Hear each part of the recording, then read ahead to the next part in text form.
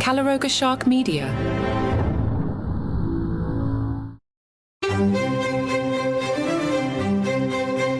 Hello and welcome to Palace Intrigue. I am your host, Mark Francis.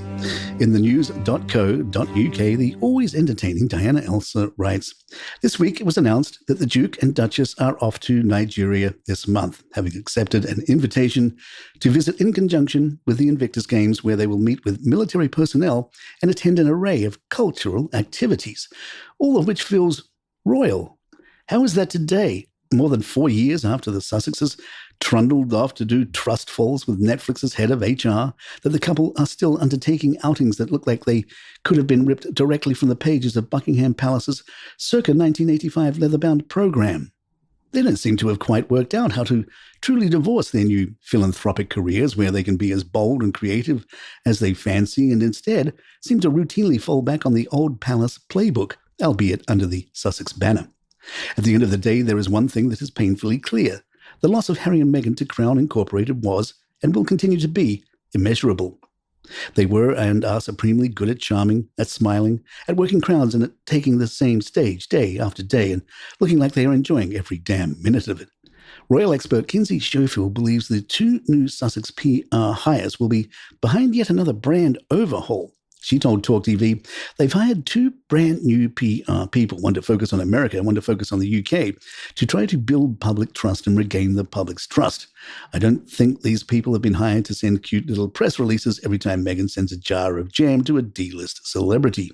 Royal author Tom Quinn suggests William may be jealous of Harry. Quinn told The Mirror, there has certainly been a shift in the relationship between Harry and his brother William, and surprisingly, there is even a bit of William that envies his brother's globe-trotting freedom. William has always been more confident because he has always been a monarch in waiting, and for a long time, that was enough to ensure he felt confident about his role in his future. But Harry has become such a thorn in the royal family's side that he is getting a great deal of the attention that really should go to William and his father, King Charles. William is a little jealous of Harry's ability to keep himself at the forefront of the news, even if he's doing it for all the wrong reasons. For a long time, William simply felt that doing the right thing and being dutiful like his grandmother would stand him in a good stead, but there's a bit of William that feels he needs a bit more edge to keep up with his little brother. For over 700 years, monarchs have received a meticulously crafted coronation roll, a tradition upheld by calligrapher Stephanie von Werten-Gill in a monumental 69-foot manuscript.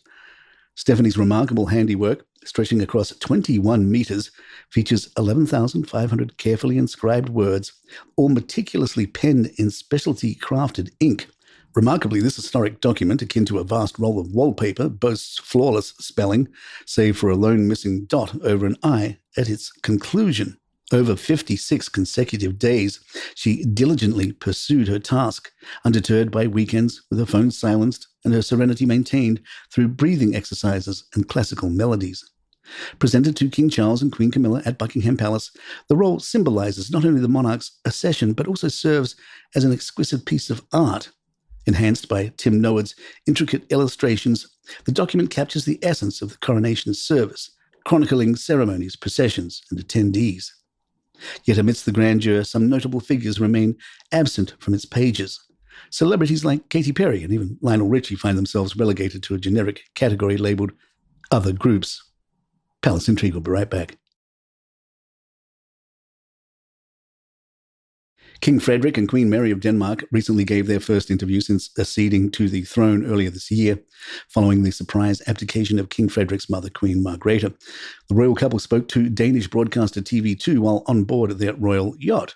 During the interview, King Frederick admitted that the ceremony confirming him as king was overwhelming and that he felt a great sense of pride from the reaction of the Danish public. He explained, "It was very overwhelming and moving. I felt extremely well received. The highlight was when Mary and the children came out and stood right behind me, and I had the Danes standing in front of me and waving. It was one of the most amazing things to experience in my life." Queen Mary also spoke of her pride in the moment. Frederick emerged in front of his subjects as their new ruler, calling it a beautiful moment. She told the news outlet, "I stood with the children, and when you stepped out onto the balcony towards your fate, it was a moment that moved me incredibly much. We could hear and feel it, even if we couldn't see it. It was a beautiful moment. I was both very happy and very proud." With the yacht having been owned by the Danish royal family since before King Frederick was born, he spoke fondly about memories he had on its decks, including with his younger brother, Prince Joachim, whose children were previously stripped of their royal titles by Queen Margrethe. King Frederick recalled times that he and Joachim would run around on the decks and even join conscripts in polishing brass and scrubbing the decks. In a reflective mood, the monarch mused, "It gives a feeling that now it is me who has steered in more than one sense, and it feels safe and secure." Queen Mary also recalled family holidays on the yacht, joking, "The children, crew, and us, not so high for me, jumped from the highest point on the ship into the deep blue water." The interview seems a palate cleanser of sorts. There had been rumors that Queen Mary was a little frosty following tabloid speculation about a possible affair between her husband and Mexican socialite Genevieve Casanova. The controversy erupted after images surfaced of Casanova enjoying a late-night outing in Madrid towards the end of last year. At the time, Ola provided an explanation detailing how Casanova and a mutual friend of hers and Frederick's had initially planned to attend an exhibition together. When the friend cancelled, Casanova was invited to accompany Frederick instead. The pair was then seen strolling through the park and later dining together publicly at El Corral de la Morera.